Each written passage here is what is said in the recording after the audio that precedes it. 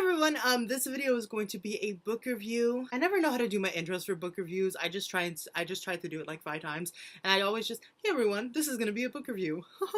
But anyways, so Simon and Schuster actually reached out to me, and I dropped the thing, and they asked me if I would be willing to read and review Dodie, Secrets for the Mad, Obsessions, Confessions, and Life Lessons, ooh, that rhymes, by Dodie.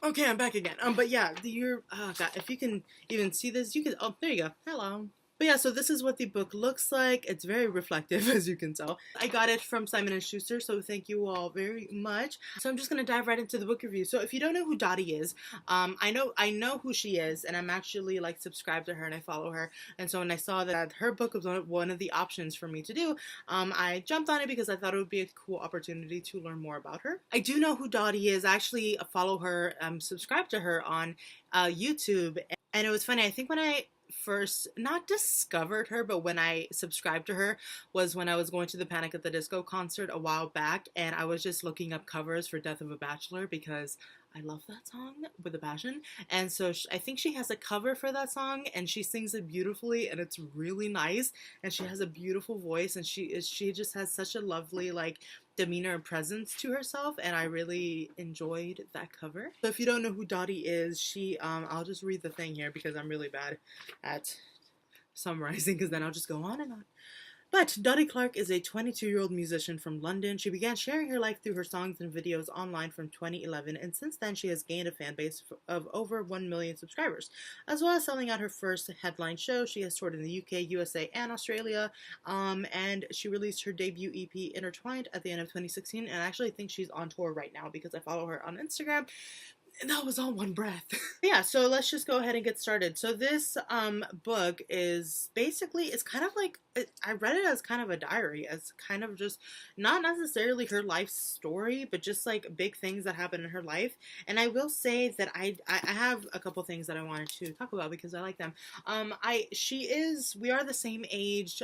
She's 22, I'm 21. And a lot of the things that she discussed in this book are things that a lot of people deal with. And I personally was not able to relate to everything that she discussed in this book. There were a few things that I really liked, and even as somebody who hasn't necessarily experienced a lot of the things, that's why I brought up her age, because we're so similar in age, but she's, you know, done things that I have not done yet in my life. And, you know, even though we're I bent it. Even though we're very close in age, I feel like, you know, this just goes to show that, you know, not all of us millennials are the same. Just because that annoying stereotype that older people really don't like us, and I don't know why. Leave us be with our avocado toast. You know, toast. I really look like a hipster right now. I'm noticing that. I'm also wearing a lot of purple. I just put things together that matched and didn't. Everything is purple. Anyways, moving on. Throughout this thing, it's really cool because she writes a lot of poetry. You can't really see it because of the stupid white balance. But she writes a lot of poetry, and then she includes pictures. She has actual stories of like things that she wants to talk about. She has her own little pictures that she draws, like drawings.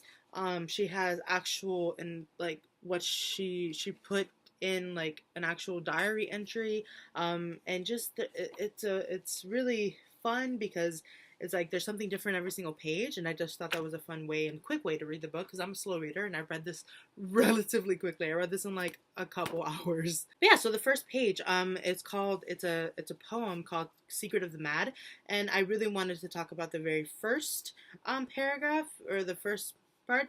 I've got a secret for the mad. In a little bit of time, it won't hurt so bad. And I get that I don't get it, but you will burn right now, and then you won't regret it.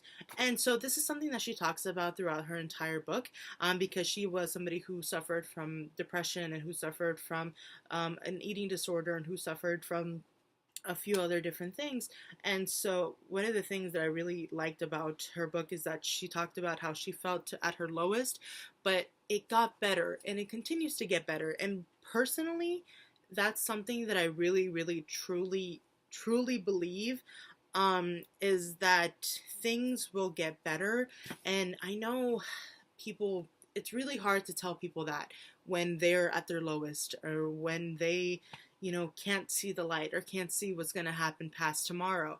And I know it's probably really hard to hear, but if coming from her experience, coming from my own experience, it it does get better. It gets better. It might not get better today, tomorrow, next week, but eventually it will. And you cannot give up now because of your circumstance now. Because honestly, things are temporary, and if you give it enough time, and if you put enough work into your life to try and better yourself, things will work out, and things will become lighter for you, and you will feel better about yourself. And that kind of goes into this next thing that I want to talk about that I really, really liked also, because I guess we all kind of have anxiety, but I used to worry myself sick to the point where I would be crying. If I didn't do something right on an assignment and I turned it in, I would be bawling. I did that one time when I was like in high school or something. I turned in an assignment and I thought I did a great job, and then I rechecked the prompt and I thought I messed it up, and then I was crying. I was so mad, and like I thought I turned in an assignment that was completely the opposite of what my teacher wanted, and then I got it back and I got a good grade. So I mean but yeah, so let me just say this. Things are going to get weird and bad in your life, and your brain demands that you prepare for them as best you can, when really there's not much point in worrying about them before, because you never know when or how they will happen. And actually, they're never really as bad as you think they will be. The world doesn't end. In fact, it pushes on and demands to keep spinning through all sorts of mayhem, and you survive through. And because you survive through, you learn lessons about how to be a stronger, kinder, better human. Lessons you can only learn by going through these sorts of things. And just, yes, that is so something that I so believe. And that's coming, I am, a 21-year-old college student. I've had my fair share of stuff to deal with in my life, but I've made the decision to not let certain things bring me down, and to not let myself become a statistic or become the victim of a certain situation. I made the conscious choice to better myself, to work on myself, and to work on myself and the people and the circumstances around me, to try and make stuff better, because stuff happens to everybody, on whatever way you want to interpret that. Life happens to everybody. But you can take what happens to you and you can be negative, you can be pessimistic, you can just hate the world and everybody in it, or you can, and I'm not saying I'm chipper or happy 24/7, because I am not. People are annoying and there's bad people in this world, and it's true, you're not going to be happy every day, but you can make the conscious choice and effort to look at the bright side of things, to be, what actually gets me through life. I don't know if any of you have seen the movie The Hangover, or I think it's the second or third one. There's a scene where they're in Thailand and they get in a car accident or something, and they're sitting at a table and he's like, "But did you die? Did you die? But did you die?" And I honestly, whenever something happens to me, I just think of that. And I know that sounds so lame and so dumb, but I think of that and I'm like, "But did I die? No." And I also know, I think people find it annoying when other people tell them, hey, put your life in perspective. Other people have it worse. I feel like some people can take that as well, you're erasing my pain and you're erasing my struggle by saying somebody else has it worse. And to a certain degree, that can be true. But personally, again, this is me. Whenever something not great happens, I always like to think, okay, well, what could have been worse? What could have been the worst outcome of that situation? Did that happen? No. And will I be able to pick myself from it? Yeah. And, and I know things happen that just suck, and it's really hard to pick yourself up, and it's really hard to see the bright side of things, especially when you're low and you're wallowing. But you just gotta get through it. And that's something that I'm gonna bring up that she wrote in here also, that I really liked what she said. And we're just gonna get to that when I get to it. So that was page 12. And the next part that I have here, oh, this is literally the part. So I'm gonna read it. She's like, sometimes half good, half bad. This is on page 63. Sometimes you've got to just write things out. You should be getting support from doctors, charities, therapy, medication, and so on. But perhaps you're waiting on help. none of these things work this time. Remember, you will be okay. You will be okay. This will absolutely not last forever. Take it from someone who was 100% convinced it would. So while you wait, distract yourself and don't feed it any more attention, even though it's shouting at you. And for me, whenever something happens, I just have this true belief that things will get better. And Dottie, she sounds very just like empathetic and great. And me, this is kind of a bad thing that I do. I think I feel like I come off as judgmental sometimes, and I feel like that I'm a little bit I kind of do the rough love thing, and so when somebody's telling me something that just doesn't make sense, or they're feeling bad for themselves when they really shouldn't be, this is why people don't tell me things, because I'll be like, snap out of it.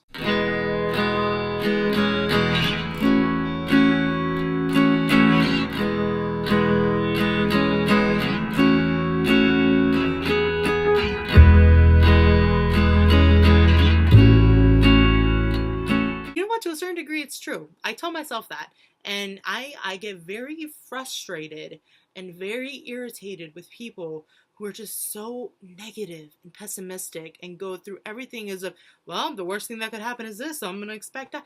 Don't expect that. Even if it does happen, go into that interview with a smile on your face and a positive attitude. Go into work, go into that test with I'm gonna get an A.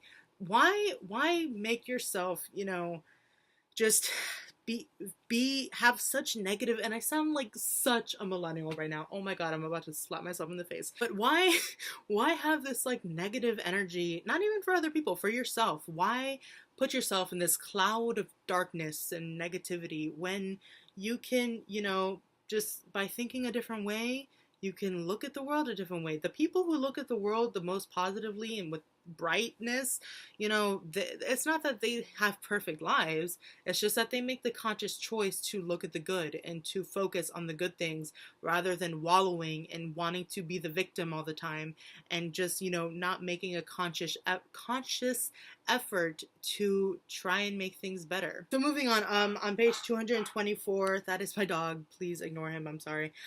She talks about how bullying was a thing, and so she says, quote, making videos helped enormously. I could practice my quirks alone and edit out my flops. I'd watch back a well-spoken, witty girl who spoke without pauses or failed jokes. I'd watch other people's slick vlogs and take note of their mannerisms I enjoyed. And so I secretly became a collage of my favorite parts of other people. I felt guilty about that for a while, and so I realized that everyone is just a collage of their favorite parts of other people. And I really like that because to a degree, I completely agree. I've been doing videos for about 3 years now, since 4 years? I started them like a little bit after I graduated high school, and I'm a senior in college now, so as long as that's been. But one thing that like I thought of when I read that part is before I started my freshman year of college, because at my university, either your first or second semester of your freshman year, they make everybody take a communications class, and it's basically a speech class. And so before I took that class, I think it was my second semester that I took it, I used to be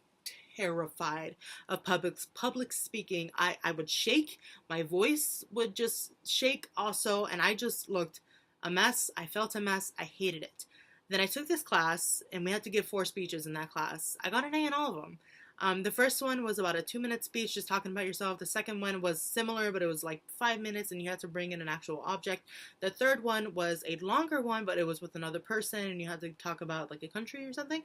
And then the last one was you had to do about a 20-minute presentation by yourself. And by the time I got to that last presentation, to that last speech, I, was shaking a little bit. I was a little nervous, but I got through it, and my teacher gave me high praise, and I got an A. And so that class really, helped me get over that fear. And honestly, I think me doing this channel really helped me with that fear also. And because I gave a presentation last week in a history class, and my professor was smiling the whole time because I guess he liked how I was presenting. And when I was a sophomore, I think, I took this journalism class, and we had to do a video, and so I did a video of the last bookstore, and I did a voiceover, and when I finished it, my graduate student teacher was like, you have a really nice speaking voice, and I was like, thank you.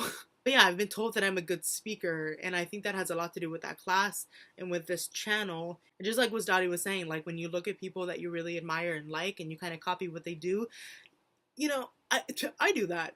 And so yeah, I just thought that was a little random, but I really liked that part of her book. And then the last thing that I have tagged here is on page 230, and it's becoming woman, and it's just about her. It's kind of like a feminist kind of thing, and how basically women should not be blamed for the wrongdoings of men. And just I agree, girl. I'm glad that that was one of the things that she ended it on. And then she ended it with a poem. The last thing before that was something about her grandmother, which was really nice. And then the last couple pages were pictures, some of her favorite pictures, I imagine. And then the very last page was her hopes for the future, which I really liked that she ended this on, because there's a rainbow. I'm so sorry. There is a rainbow. That's really funny because literally the last picture is her in a rainbow dress. Do you see that? There's literally a rainbow outside. It just finished raining about an hour ago. There's a rainbow. I feel like her book was just, it was like a journal of a certain period of her life. And the way she ended it, I felt that it was very inspiring, especially when like younger girls, younger kids read her book. They will hopefully think better of themselves and grow up to be more confident and beautiful people. But yeah, I think that is all that I wanted to say about this book. I'm really glad that I got it. I really enjoyed it. I definitely recommend it. I definitely recommend it, especially if you are a big fan of hers. I think you will learn a lot about her and, you know, just get an insight of her head from this thing. It's definitely obsessions, confessions, and life lessons. So if you want to just pick it up, or even skim through it and read a couple things that catch your eye, go ahead and do that. I really enjoyed the book. Again, thank you, Simon and Schuster, for sending it to me. And yeah, please, if you've read the book, please leave any comments down below. If you're Dottie and you're watching this, hello. She's not watching this. Yeah, I think that is it. Please leave any comments down below if you've read this book, if you want to read this book, if you know who Dottie is, if you've been a fan of hers. Let me know. And yeah, thank you all so much for watching, and I will see ya in my next video. Bye!